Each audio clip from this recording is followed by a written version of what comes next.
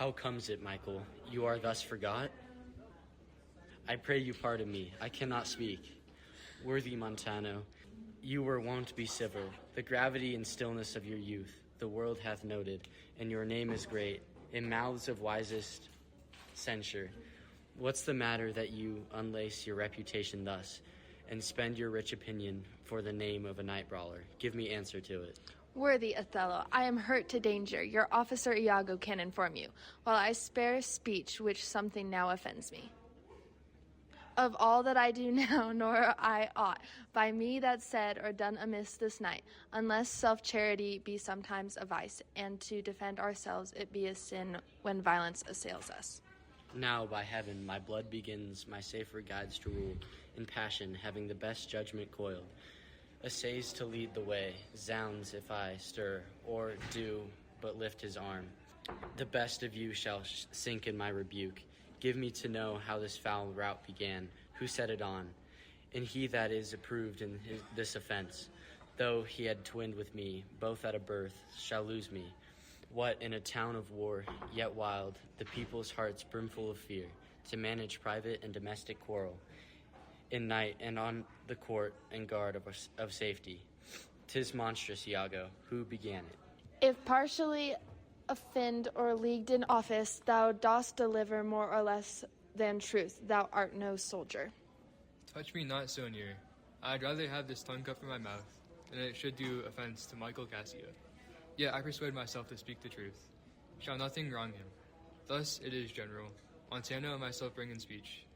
There comes a fellow crying out for help, and Cassio, following him with determined sword to execute upon him. Sir, this gentleman steps into Cassio, and entreats his pause. Myself, the crying fellow did pursue, lest by his clamour, as it fell so out, the town might fall in fright. He, swift of foot, outran my purpose, and I returned, the rather, for I heard the clink and fall of swords. And Cassio, high an oath, which till tonight I never might say before, which I came back. For this was brief, I found them close together, at blow and thrust, even as again they were, when you yourself did part them. More of this matter cannot I report. But men are men, the best sometimes forget. Though Cassio did some little wrong to him, as men in rage strike those that wish them best. Yet surely Cassio, I believe, received from him that fled some strange indignity, which patience could not pass. Are you hurt, Lieutenant? I past all surgery. Mary, God forbid. Reputation, reputation, reputation. Oh, I have lost my reputation. I have lost the immortal part of myself, and what remains is bestial. My reputation, Iago, my reputation. As I am an honest man, I thought you had received some bodily wounds. There is more sense in that than in reputation. Reputation is an idle and most false imposition, oft got without merit and lost without deserving. You have lost no reputation at all, unless you repute yourself such a loser. Well, man, there are ways to recover the general again. You are but now cast in his mood, a punishment, more in policy than in malice. Even so, as one would beat his offenseless dog to affright an imperious lion, suit to him again, and he is yours. When Othello, Cassio, and Iago travel to Cyprus to defend it against attacks from the Ottoman Turks, they find themselves in a very public environment and situation, where their reputations are dependent on their success and perceived strength and discipline in that place. This causes public perception and reputation to be very prominent in the minds of the characters in the play. Public perception and reputation concerns cause Montano, Cassio, Iago, and especially Othello to make choices that result in negative consequences. Othello makes the biggest, most impactful decision based on public perception when he fires Cassio. Cassio made a fool of himself on the public stage of Cyprus, and Othello does not want to be associated with Cassio and allow him to ruin his reputation. Cassio staying as Othello's officer after fighting the most important person on Cyprus would not look good for Othello. However, the decision to fire Cassio was likely not the best decision for the military as a whole, because Cassio is a good officer and the military probably needed him.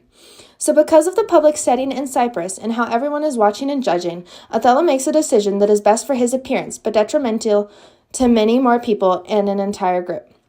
This active decision-making based on preserving reputation rather than the truth or actual need of the people is something that current politicians do often. According to a news outlet, Mississippi Media, Congressman Benny Thompson fired a staffer for controversial statements posted on social media.